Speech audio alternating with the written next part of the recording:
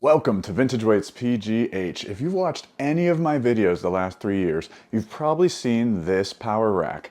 This is my Rogue Monster Light 490 power rack. I bought it actually almost 4 years ago, and man, I saved my money for like a year and a half for this thing. I was so excited, like, yes, this is it. This is the be-all end-all. I'm gonna keep this thing forever. Well, if it wasn't for content creation and wanting to try out other power racks, I probably would keep it forever. However, let's do a little price comparison and compare to other companies when we get to the end of this video. In between now and then, I'm going to walk you through my experience with it, not just using it, but also purchasing it. I'm going to walk you through all the various attachments and things that you might want to purchase right away and whether to buy them from Rogue or not.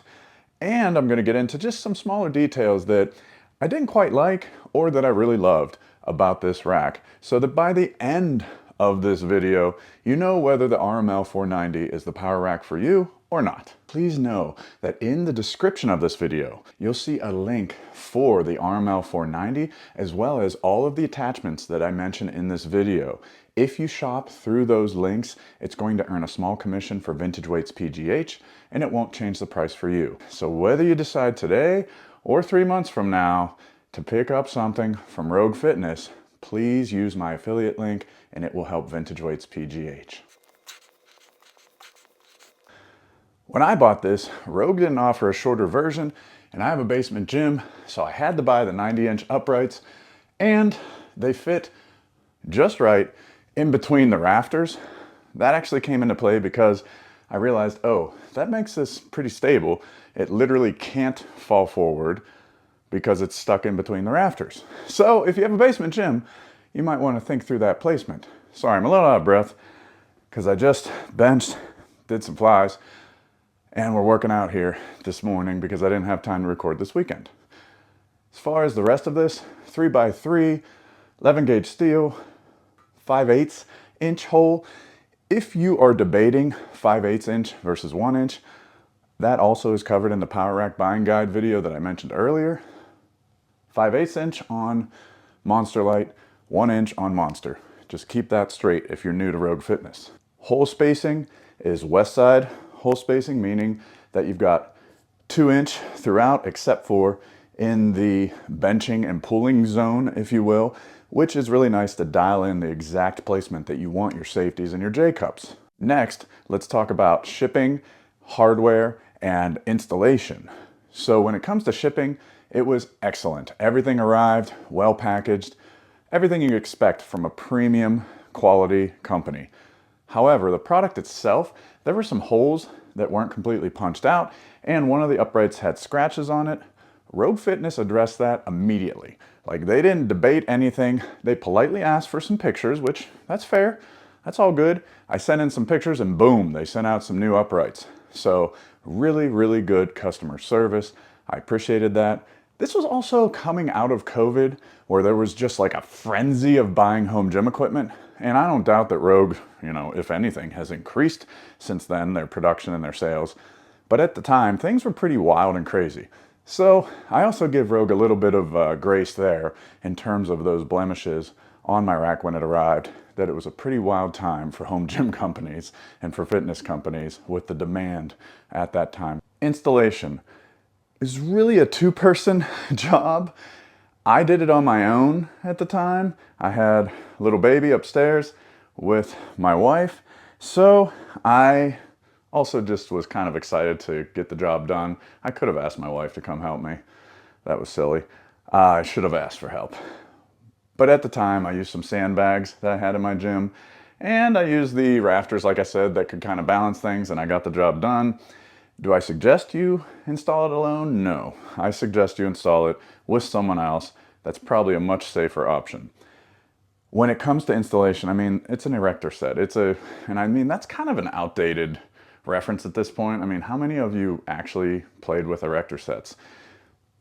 But you get the reference probably that you're just bolting things together. I don't think you really need directions for this. I would just say pay attention to the direction of the bolts, the way you're putting them in. You don't want them all mixed, matched, and wonky. So pay attention to that. Another note about hardware. When I purchased this, that was one of the mistakes I made. I went with the black zinc thinking, okay, I'm gonna totally go with the color black as a color scheme. Everything on my rack, it'll just be black. And the bolts, the hardware will match.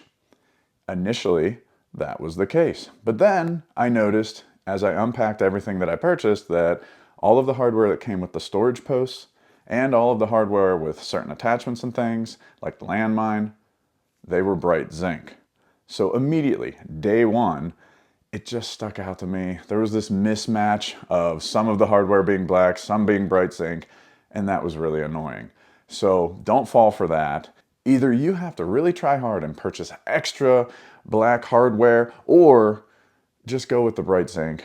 You'll save yourself some money from the upcharge and everything will match on your rack. So now let's talk about stability for just a minute. In terms of tipping over, I really had no fear of that because I have so much weight on the storage post. I have the rear stabilizer installed, and I have the benefit of, like I said, the rafters in my basement gym. However, I did notice after a couple months that my rack was shifting just a little bit. You know, it was getting a little cattywampus. It was going left or right.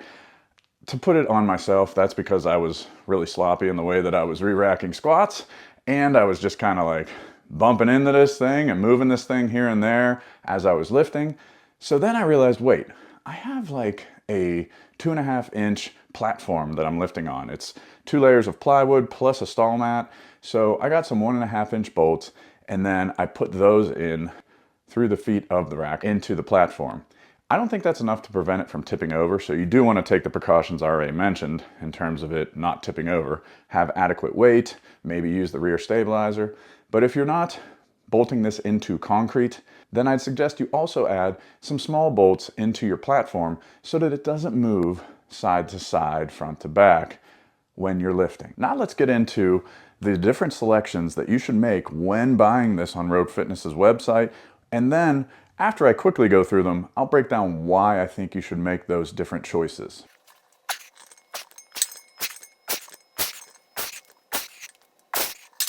One last note about shipping. All major companies, so Rogue Fitness, Titan Fitness, Bells of Steel, Rep Fitness, include shipping with the cost of their racks right now, at least in 2025. That's baked into the cost. So the cost, with all the selections I'm going to tell you in just a second of this Rogue Monster Light rack, is about $1,350. So go off of that with your baseline. After you select this on Rogue Fitness's website, then you're going to go down to color. That's a personal preference. You're going to have an upcharge for textured black if you want to go that direction. This is just the normal old satin black. After that, you get into height. Go with 90-inch if you can, but if your basement is smaller, your basement gym or your garage, wherever you're putting this, then 80 inches it is. Then we get down to whether you should have it numbered or not. Get numbered. I repeat, get your hole spacing numbered. Hardware, bright zinc or an upcharge of $50 for black zinc. Go with the bright zinc, don't pay that $50. Pull-up bar, you can go with the 1-inch or the 2-inch fat pull-up bar, and that's included in the base cost. Or you can do a $50 to $240 upgrade depending on which pull-up bar you pick. That's a personal preference. Rear cross member.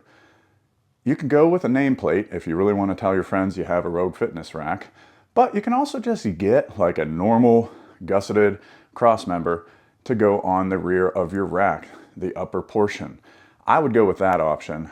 Instead of the, you can get like a double pull-up bar back there, but I mean, how many pull-up bars do you really need on this thing? So I would just get the normal old rear cross member, and that's a $50 upcharge, but I think worth it. If you do want a custom or personalized nameplate, I highly suggest you check out Executive Fit LLC. Next up, we get to J-Cups. J-Cups, I got the standard J-Cups, and you can also upgrade $50 to $170 to get fancier ones. We'll talk more about that later. Then you get to the strap safeties. I just came right out with it. Get strap safeties. Do not get pin and pipe safeties. And we have the band pegs. Band pegs used to come with this, just, you know, part of the package, and that's why I have them. However, you can now purchase them for $40 or not. It's up to you. Do you use bands in your workouts? Do you think you'll use them someday? You know, up to you. And then that brings us to the rear stabilizer. The rear stabilizer. I got that because I'm not anchoring this into the ground, and that's what Rogue suggests. You can get a rear stabilizer for $50 add-on.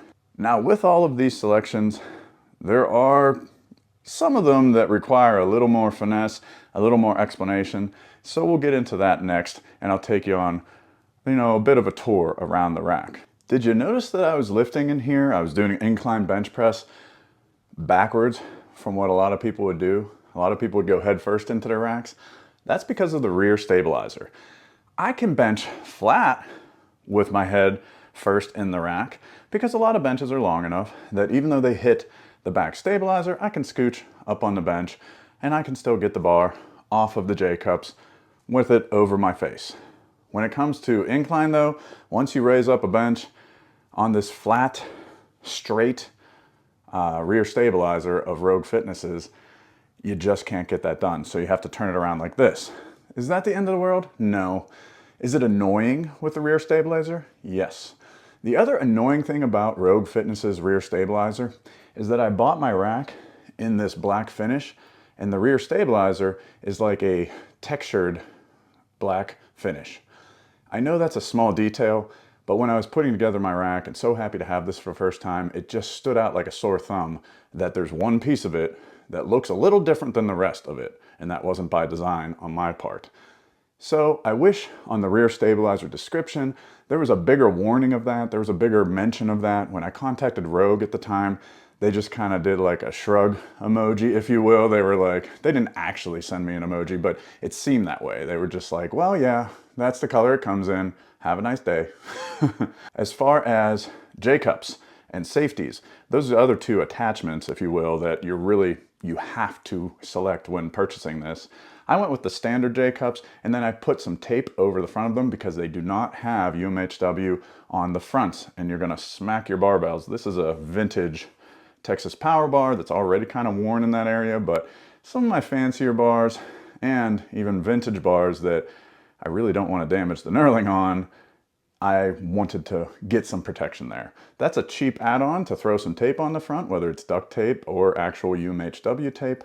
If you want to upgrade, you could get sandwich J-cups and some of the others for like $50 more.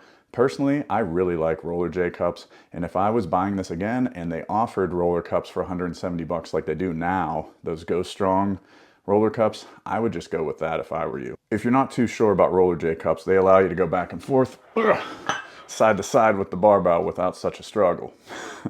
Next up, safety strap. Basically, if you don't know, instead of pipes that run across, these are flexible straps that go across to catch the bar if you fail a lift. I love these. They were invented by Richard Soren at Sorinex and developed by Sorinex first. And then now, at this point, companies all over the world have them. I love safety straps because of the ease of adjustment. It's as easy as installing a J-cup to put in your safety straps. I love them because they don't hit metal on metal with your bars, so they protect your barbell.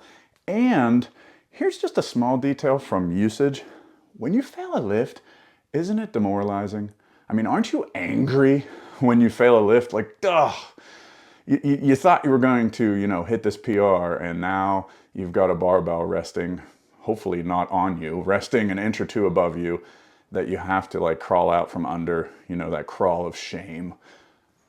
To just lessen the harshness of that moment, it's kind of nice to hit safety straps instead of the clang of hitting a pin and pipe safety or even a cross member safety style safety. The other thing about pin and pipe safeties is that they should never be released by any company to anyone. They are just the bottom of the barrel. Like, let me grab one. So it's literally like a pipe that's over this pin portion. It's so awkward and heavy to try to install. I mean, good luck if you're going to do more than one lift in your rack on a given day and have to take these suckers out. I wouldn't want to change them once a week, let alone in the same day.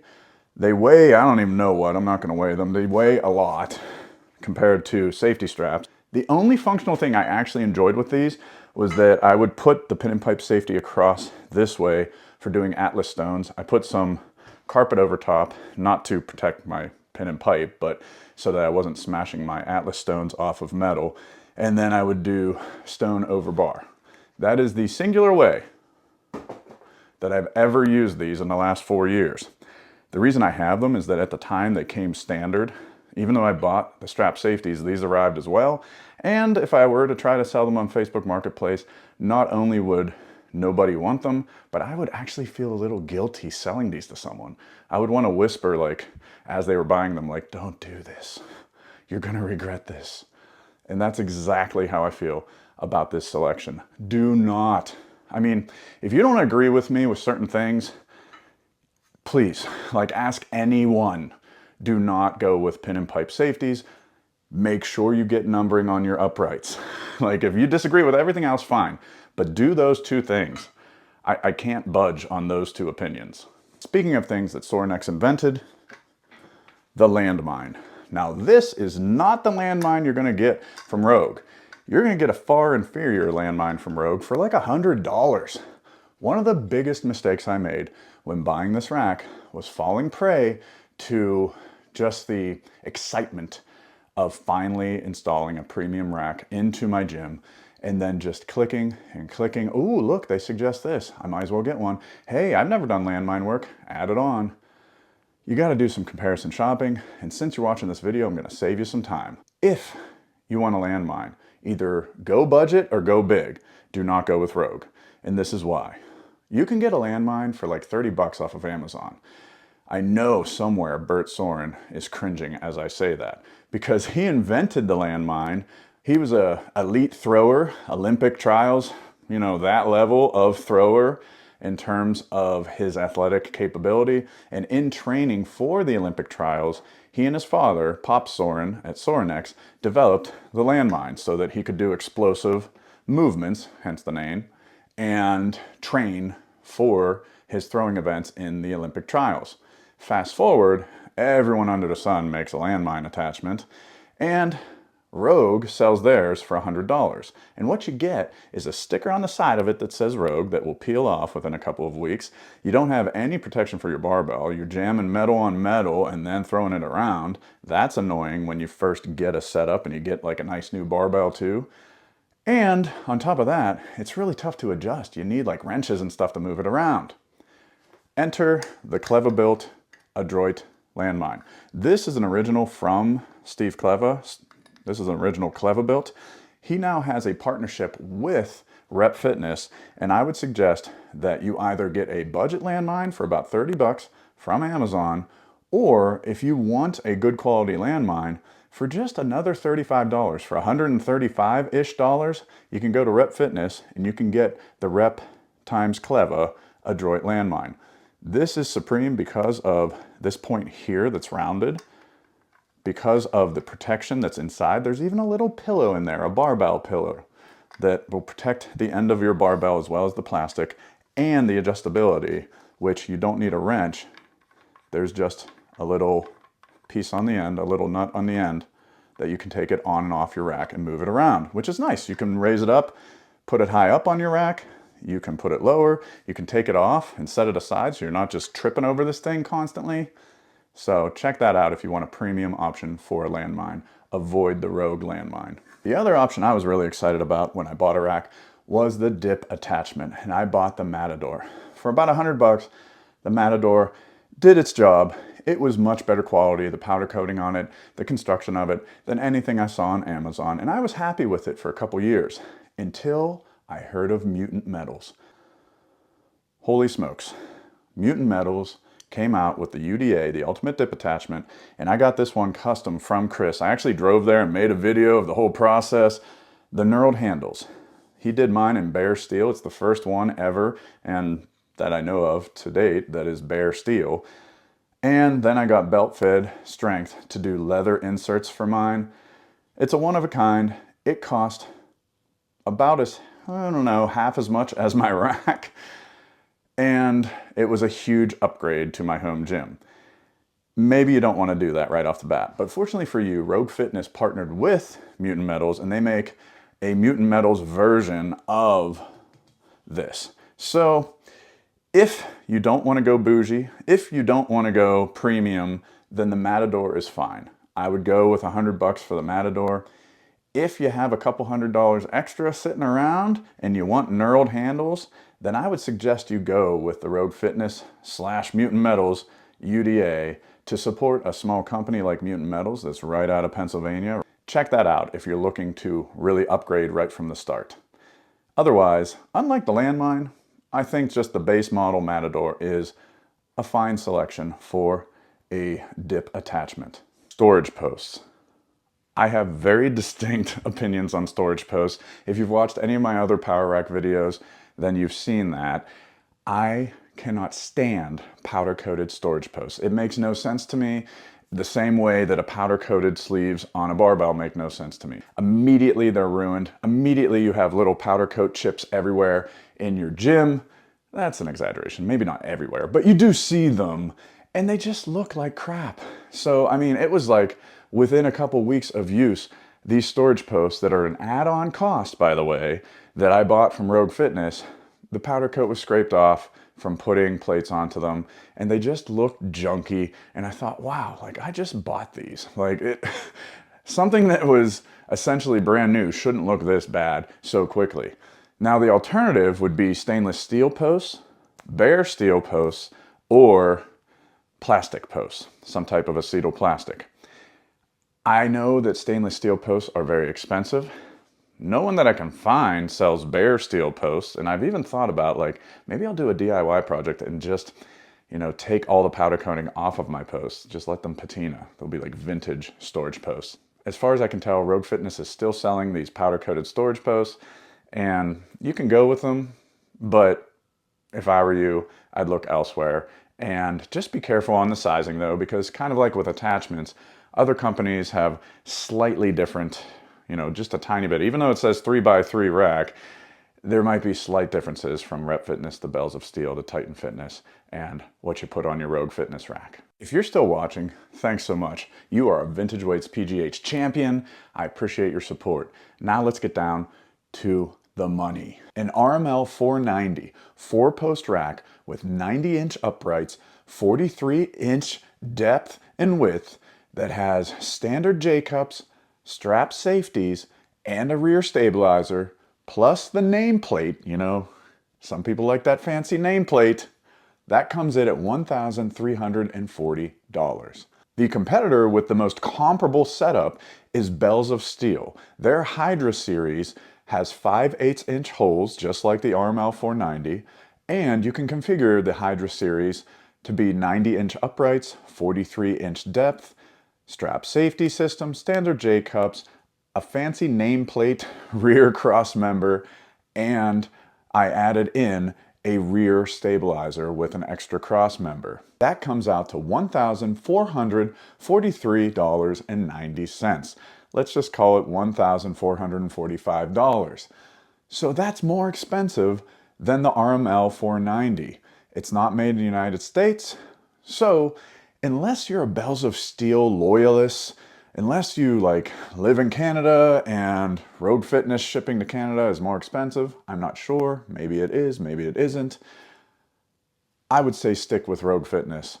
Sorry Bells, you're out. Next up as a competitor would be Rep Fitness. A lot of you are probably looking at Rep Fitness if you're shopping for a rack and comparing it with Rogue Fitness. When it comes to Rep Fitness, the PR4000 series is their 5/8-inch hole series. Now, they have some different sizing with uprights and cross members, so keep in mind, with the PR4000, the larger cross member is 93 inches, and that it is 41 inches of depth. Now, once you add in the strap safeties and standard J-cups, that brings it a little closer to the RML-490. However, Rep for the PR4000 doesn't have a nameplate rear cross member. So we'll go with the price point comparison of $1,265 for the RML-490, and Rep comes in at $1,219 and change. We'll just call that $1,220. So we're talking about $45 of difference between Rep Fitness and Rogue Fitness. Last would be Titan Fitness. Titan comes in at the cheapest cost, less than $1,000 for a 90-inch 4-post rack. However, the depth is only 36 inches, and once I added in strap safeties and I added in a rear stabilizer, it brought the cost up to about $950. I get it that $250, maybe even $300 if you're going with Rogue, difference about between Titan Fitness and Rogue Fitness, that's nothing to sneeze at for a lot of people. You know, $300, that's the difference between being able to buy a weight bench in addition to your rack.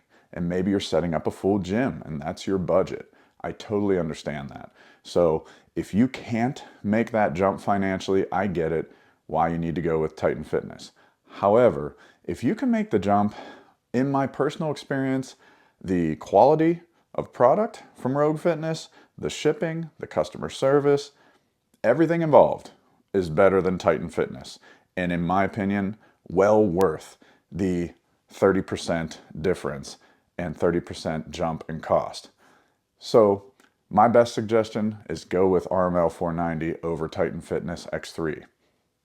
Titan, you're out. That brings us down to the RML-490 from Rogue Fitness and the PR-4000 from Rep Fitness. I really don't think you have to worry about customer service or shipping from either company. They've both been really great in the past with everything I've purchased from them. When it comes down to it, $45 is not that big of a price difference. And personally, I would go with the made in the United States product, which would be Rogue Fitness. A differentiator, if you don't mind something that's made overseas, would just be the ecosystem that's involved. So take a look. I would advise you, even if you do feel strongly about made in the United States, take a look at both ecosystems, because usually you're going to build out the rest of your gym around your power rack. So look at the cable pulley systems, look at all the attachments involved.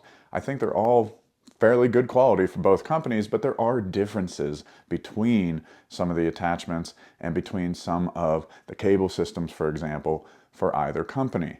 So check that out, and that might be the deciding factor for you personally between going with Rogue Fitness versus Rep Fitness. For me personally, the biggest differentiator is going to be that Rogue Fitness is made in the United States. So that's why I personally would suggest sticking with the RML-490. I hope this video has helped you form your decision for what to purchase for your home gym. Links for all of the racks that I mentioned, all of the attachments that I mentioned, are in the description of this video, and you help the channel if you purchase through the link. It doesn't increase the cost for you, it just earns a small commission for VintageWeightsPGH. I really appreciate you watching, and more importantly, I hope you get the power rack that you need to make your home gym the best it can be for you.